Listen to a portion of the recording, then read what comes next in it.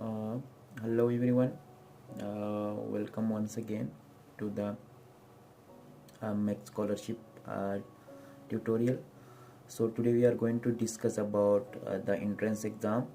So अभी तक आप लोगों ने बहुत सारे प्रोफेसर्स को अप्रोच किया होगा और आप लोगों को बहुत सारे प्रोफेसर ने ये बताया होगा कि यार आप लोग एंट्रेंस एग्ज़ाम पास करें, देन मैं आपको अपने लैब में एक्सेप्ट करूँगा। अगर कुछ प्रोफेसर ने आपको एक्सेप्ट किया है ऑलरेडी, देन उन्होंने आपको बताया होगा कि यार आप लोग एंट्रेंस एग्ज़ाम की तैयारी करें। आप एंट्रेंस एग्ज़ाम जब पास करोगे तो आप लोग का MEC स्कॉलरशिप लगेगा।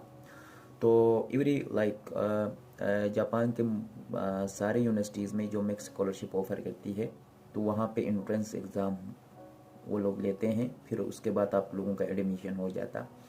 तो बेसिकली जो एंट्रेंस एग्ज़ाम होता है वो एडमिशन से पहले एक एग्ज़ाम लेते हैं जो जापान के सारी यूनिवर्सिटीज़ में लेते हैं।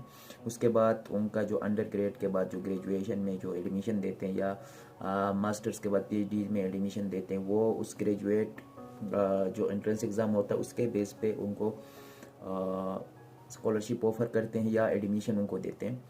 तो मोस्टली केसेस में ये होता है कि जो इंटरनेशनल स्टूडेंट होते हैं उनको वो लोग किस तरह करते हैं, उनको तो रिटन एंट्रेंस एग्ज़ाम के लिए तो नहीं बुला सकते।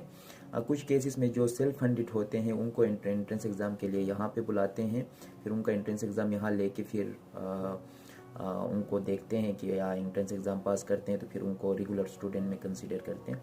लेकिन जो मोस्टली केसेस में जो MEC स्कॉलर होते हैं, स्पेशली जो यूनिवर्सिटी रिकमेंडेड स्कॉलर्स होते हैं, उनका एंट्रेंस एग्ज़ाम तो जस्ट इंटरव्यू होता है। उसके बाद इंटरव्यू जब आप क्लियर करते हैं तो फिर आपका चांसेस बन जाता है कि आपका MEC स्कॉलरशिप मिल जाए। या कुछ केसेस में इस तरह होता है कि MEC आपको पहले आपको रिकमेंड करता है, फिर उसके बाद आपका एंट्रेंस एग्ज़ाम होता है। वो डिपेंड करता है यूनिवर्सिटी टू यूनिवर्सिटी और वो डिपेंड करता है graduate school to graduate school. तो फर्स्ट ऑफ ऑल जो एंट्रेंस एग्ज़ाम होता है वो बेसिकली इंटरव्यू होता है और interview most of the cases में आप अपने प्रोफेसर के साथ होता है और कुछ यूनिवर्सिटीज़ में डबल इंटरव्यू भी होता है। पहले आप प्रोफेसर के साथ इंटरव्यू देते हैं, उसके बाद जो ग्रेजुएट स्कूल वाले हैं वो पैनल एक रखती है, वो आपका इंटरव्यू लेता है, फिर आपका प्रपोजल वगैरह डिस्कस करते हैं, फिर और भी क्वेश्चन होते हैं। तो जितने भी क्वेश्चन होंगे उसके लिए मैं नेक्स्ट वीडियो में आपको डिटेल में बता दूंगा कि कौन कौन से क्वेश्चन पूछते हैं एंट्रेंस एग्ज़ाम में, कौन कौन सी चीज़ों के ऊपर ज़्यादा फोकस करते हैं कि रिसर्च प्रपोजल को ज़्यादा डिस्कस करते हैं या और चीज़ें जो भी डिस्कस करते हैं, उसके हवाले से हम नेक्स्ट वीडियो में सिर्फ एंट्रेंस एग्ज़ाम जो क्वेश्चन होंगे उनके ऊपर वीडियो बनाएंगे। इस वीडियो में हम जनरल डिस्कस करेंगे कि एंट्रेंस एग्ज़ाम किस किस ग्रेजुएट स्कूल में लेते हैं और किस टाइप का होता है। तो जो एम्बेसी रिकमेंडेड स्कॉलर्स होते हैं उनके लिए ये होता है कि वो एम्बेसी से रिकमेंड होते हैं, पहले उनको स्कॉलरशिप वहाँ से लग जाता है, फिर वो ग्रेजुएट स्कूल में अप्लाई करते हैं। तो वो ग्रेजुएट स्कूल वाले तो यहाँ जब वो स्कॉलर्स आते हैं तो 6 महीना उनका रिसर्च स्टूडेंट आते हैं और रिसर्च स्टूडेंट जब 6 महीना उनका क्लियर होता है तो फिर उनसे एंट्रेंस एग्ज़ाम लेते हैं। एंट्रेंस एग्ज़ाम लेने के बाद उनका जो रेगुलर स्टूडेंट में कन्वर्ट होते हैं और उस 6 महीने में भी उनको MEC स्कॉलरशिप मिल जाता है। और कुछ यूनिवर्सिटीज़ में जो यूनिवर्सिटी रिकमेंडेड होते हैं वो भी इस तरह होते हैं, कुछ में पहले उनको एज ए रिसर्च स्टूडेंट बुलाते हैं, 6 महीना वो रिसर्च करते हैं और कुछ सब्जेक्ट वो लोग पढ़ते हैं, फिर उसके बाद उनका एंट्रेंस एग्ज़ाम होता है, वो रिटन एंट्रेंस एग्ज़ाम होता है। जब वो यहाँ आते हैं एज ए रिसर्च स्टूडेंट, फिर उनका एंट्रेंस एग्ज़ाम यहाँ पे लेते हैं। एंट्रेंस एग्ज़ाम लेने के बाद फिर वो जब क्वालिफाई करते हैं तो फिर एज रेगुलर स्टूडेंट उनको कंसिडर करते हैं, फिर उनका क्लासेस होता है, फिर उसके बाद उसका रेगुलर रिसर्च स्टार्ट होता है। तो ये एक सिनेरियो है।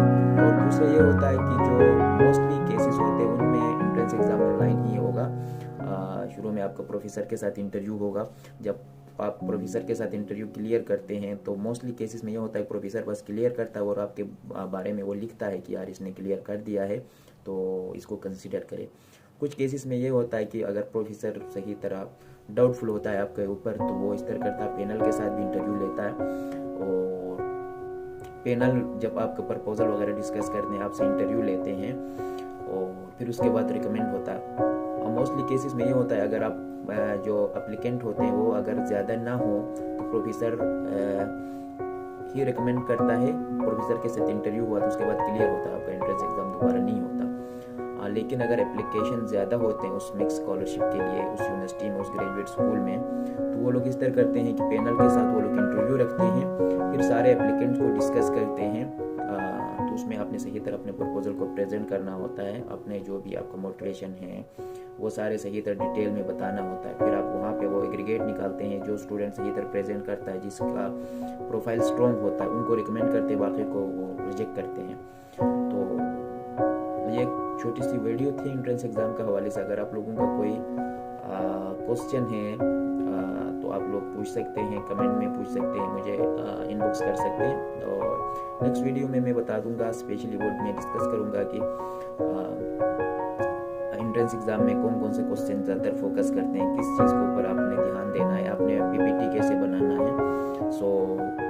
सारी चीज़ें नेक्स्ट वीडियो में हम डिस्कस करेंगे।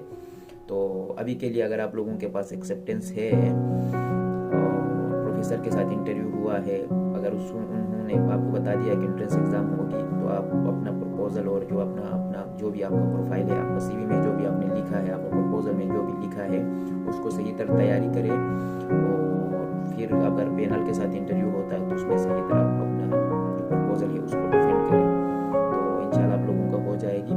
तो नेक्स्ट वीडियो में मैं स्कॉलरशिप की जो होल प्रोसेस है उसके बारे में भी मैं डिस्कस करूंगा, और जो एंट्रेंस एग्ज़ाम में जितने भी क्वेश्चंस पूछे जाते हैं उसके हवाले से भी मैं डिटेल में डिस्कस करूंगा। तो आप लोग चैनल को सब्सक्राइब करें और जो नेक्स्ट वीडियो का इंतज़ार करें। मैं 1-2 दिन में डिटेल में वीडियो बनाऊंगा कि आपको एक्सेप्टेंस मिलने के बाद आपने क्या प्रोसेस करना है। मोस्टली स्टूडेंट क्वेश्चन पूछते हैं कि यार हमें तो एक्सेप्टेंस लेटर मिला है, उसके बाद हमने प्रोसेस क्या करना है, कैसे आगे बढ़ना है, और कौन कौन सा स्टेप को हमने फॉलो करना है, रिसर्च प्रपोजल को कैसे बनाना है, और जो रिकमेंडेशन लेटर है या अदर डॉक्यूमेंट्स है उसको कैसे कंपाइल करना है। तो जो नेक्स्ट वीडियो होगा उसमें मैं रिसर्च प्रपोजल, जो अपना रिसर्च प्रपोजल है वो आप लोगों के साथ शेयर करके उसमें डिस्कस करेंगे रिसर्च प्रपोजल के ऊपर। और साथ साथ जो रिकमेंडेशन लेटर बनाना है, मोस्टली जो रिकमेंडेशन लेटर बनता है वो डीन से या ऊपर कोई ओहदे वाले बंदे से या वीसी से लेते हैं या कोई डायरेक्टरेट से आप बनाते हैं। तो वो रिकमेंडेशन लेटर कैसे बनाता है मैं अपने फॉर्मेट आप लोगों के साथ शेयर करूंगा। फिर वो रिकमेंडेशन लेटर को डिस्कस करेंगे, और साथ साथ और भी जो जितने भी रिक्वायरमेंट्स होता है एक्सेप्टेंस के बाद, तो उनके ऊपर मैं नेक्स्ट वीडियोस में आपको डिटेल में बता दूंगा। तब तक के लिए चैनल को सब्सक्राइब करें और अपने दोस्तों के साथ वीडियो को शेयर करें। Thank you so much, bye bye.